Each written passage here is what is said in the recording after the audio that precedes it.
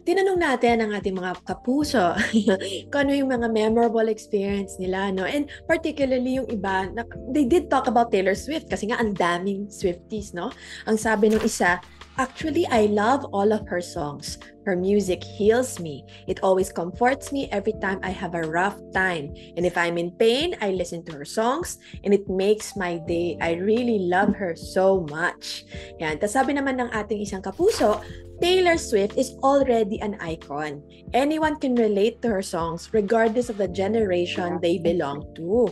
At isa nating kapuso, ang sabi niya, hindi lang siya basta gumagawa ng kanta. May deeper meaning ang mga kanta niya na napapaisip ang bawat nakikinig dito. So, let's focus now. Ano bang nakaka-resonate with Taylor Swift? Kasi kayo mismo, Prof, di ba sabi niyo, you yourself, it resonates with you. But why is Taylor Swift so relatable?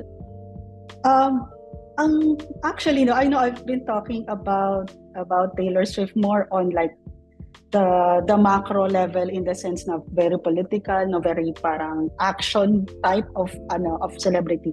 Pero ayoko rin talaga ayoko rin i-gloss over that.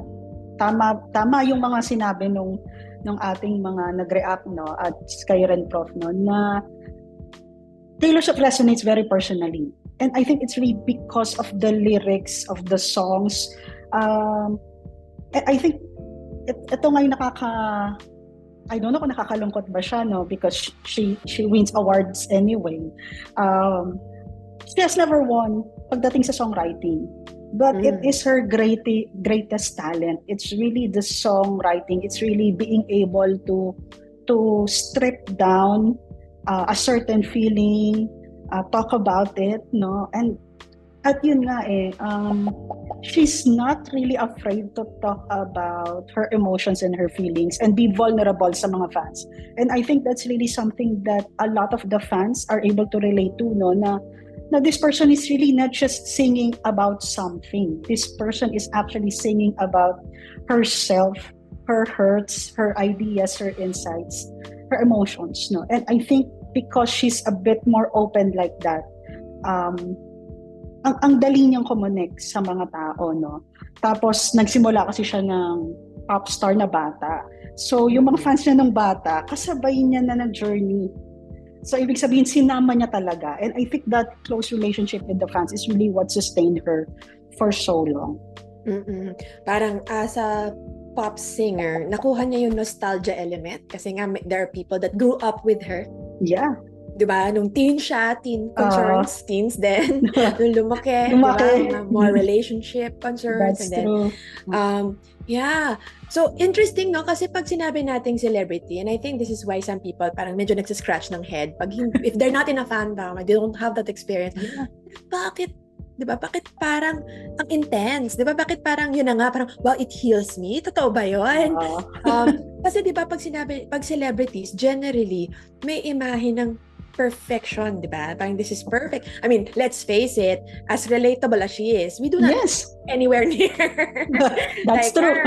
Wala tayong datong niya, di ba? We don't have her private planes or everything. I mean, clearly, meron siyang experience na hindi talaga tayo makaka-relate. And yet, as you said, kahit may ganon, somehow nakaka-bridge pa rin po ba? Tama po ba yun? Nakaka-bridge pa rin siya na despite class differences, gender differences, na meron siyang na susulat na ikakanta.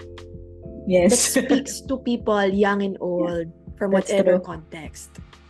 Actually, kaya siguro interesting pag-aralan ng celebrity, no? Kasi nga, they are larger than life.